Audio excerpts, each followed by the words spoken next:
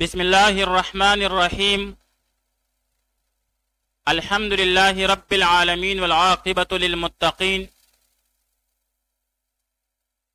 والصلاة والسلام علی خیر خلقہ محمد وآلہ واصحابہ اجمعین۔ آج زاد الطالبین میں ہمارا 161واں سبق ہے، جس میں ہم حدیث نمبر 154 کا ترجمہ، لغوی و صرفی تحقیق، تشریح اور ترکیب کے بارے میں پڑھیں گے۔ حدیث نمبر 154 ہے، اذہد فی الدنیا یحبک اللہ و اذہد فیما عند الناس یحبک الناس۔ اذہد فی الدنیا یحبک اللہ و اذہد فیما عند الناس یحبک الناس۔ اذہد بے رغبت ہو جا، فی الدنیا دنیا کے بارے میں، یحبک اللہ تو اللہ تجھ سے محبت کرے گا، و اذہد اور بے رغبت ہو جا، فیما عند الناس اس سے جو لوگوں کے پاس ہے، یحبک الناس لوگ تجھ سے محبت کرنے لگیں گے۔ اذہد بے رغبت ہو جا، فی الدنیا دنیا کے بارے میں، یحبک اللہ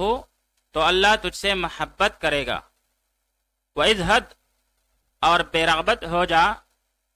فیما عند الناس اس سے جو لوگوں کے پاس ہے، یحبک الناس تو لوگ تجھ سے محبت کریں گے۔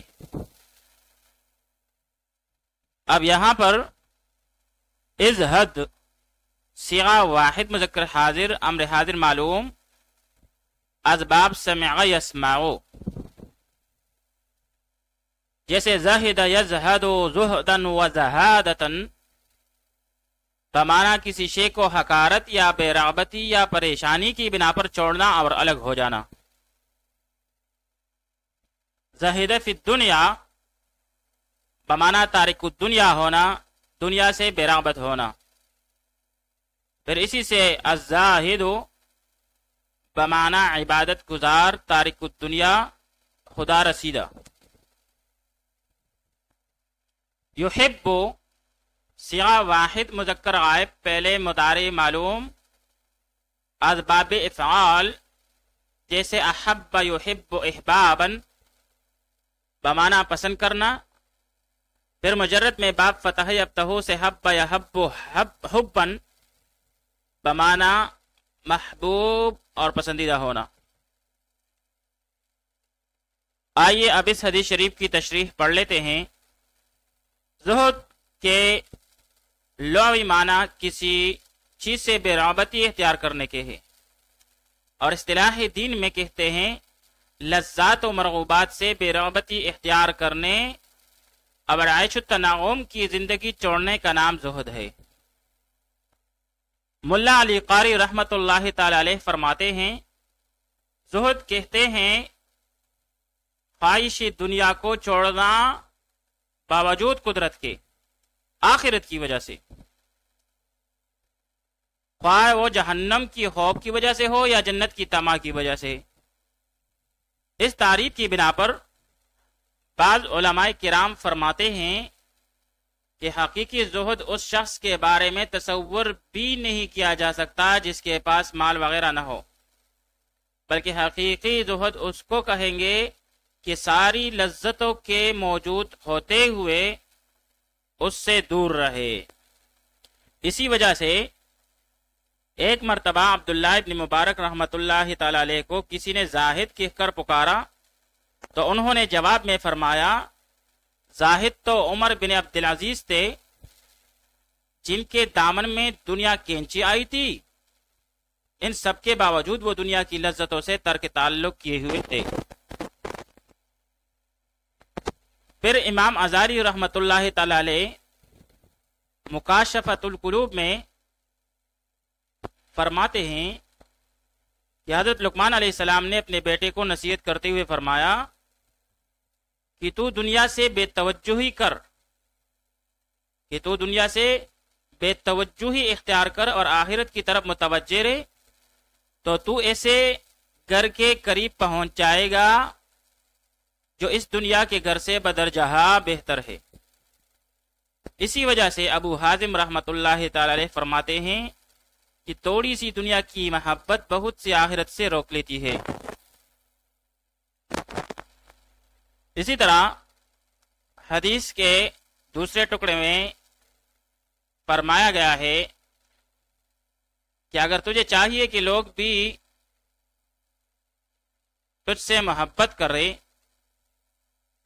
تو جو کچھ ان کے پاس ہے انہیں مال، اس سے بھی پرہیز کرو اور توڑے پر گزارا کر، اور کسی کے سامنے ہاتھ مت پھیلا، تو لوگ خود تیرے ساتھ محبت کریں گے۔ اور یہ عام مشاہدہ کی بات ہے کہ جو لوگوں سے سوال کرتا ہے تو ایک دو دفعہ دینے کے بعد لوگ اس سے دور بھاگنے لگتے ہیں۔ اسی وجہ سے امام احمد بن حنبل رحمت اللہ تعالی علیہ دعا فرمایا کرتے تھے، اللہم کما سنت وجہی عن سجود غیرک فسن وجہی عن المسألۃ غیرک۔ اے اللہ، جیسا کہ تو نے میرے سر کو اپنے غیر کے سامنے سجدہ کرنے سے محفوظ رکھا، اسی طرح میری زبان کو اپنے غیر سے سوال کرنے سے محفوظ فرما۔ آئیے اب اس حدیث شریف کی ترکیب پڑھ لیتے ہیں۔ ازہد پہلے امر حاضر اور اس میں انت ضمیر مستتر واجب الاستتار اس کا فاعل، پھر آگے جا کر فی الدنیا اس میں فی جارہ الدنیا مجرور، پھر جار مجرور مل کر یہ متعلق ہوا ازہد فعل کے ساتھ، پھر فعل اپنے فاعل اور متعلق کے ساتھ مل کر جملہ فعلیہ انشائیہ ہو کر امر، اور آگے جا کر یحبک اللہ اس کے لیے جواب امر ہے۔ یحبک اس میں یحب فعل ہے اور کھا ضمیر منصوب متصل محلن منصوب ہو کے مفعول بھی، اور لفظ اللہ مرفوع بالضم لفظاً ہو کے اس کے لیے فاعل، پھر فعل اپنے فاعل اور مفعول بھی سے مل کر جملہ فعلیہ خبریہ ہو کر جواب امر، اور پھر یہ دونوں امر اور جواب امر مل کر یہ معطوف علیہ ہوا، کیونکہ اس کے بعد واو جو ہے یہ عاطفہ ہے۔ پھر آگے جا کر ازہد پھر سے فعل امر حاضر اور انت ضمیر مستتر واجب الستار اس کا فاعل، پھر فی ما اس میں فی جارہ ما موصولہ، عند الناس عند ظرف مضاف ہے اور الناس مضاف الیہ، پھر مضاف اور مضاف الیہ مل کر یہ مفعول فیہ ہوا فعل محذوف کے لیے جو کہ ثبتہ ہے، پھر ثبت فعل اپنے ہو ضمیر فاعل اور مفعول فیہ سے مل کر یہ صلہ ہے ما قبل ما موصولہ کے لیے، پھر موصول صلہ مل کر یہ مجرور ہوا فی جارہ کے لیے، پھر جار مجرور مل کر یہ متعلق ہوا ازہد فعل کے ساتھ، پھر فعل اپنے فاعل اور متعلق کے ساتھ مل کر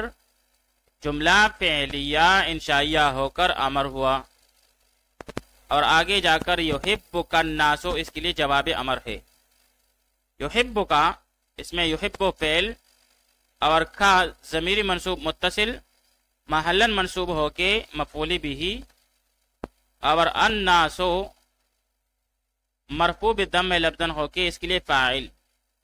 پھر فعل اپنے فاعل اور مفعول بھی سے مل کر جملہ فعلیہ خبریہ ہو کر جواب امر، پھر یہاں پر امر اور جواب امر دونوں مل کر یہ معطوف ہوا ما قبل کے معطوف علیہ پر، پھر معطوف علیہ اور معطوف مل کر جملہ معطوفہ ہوا۔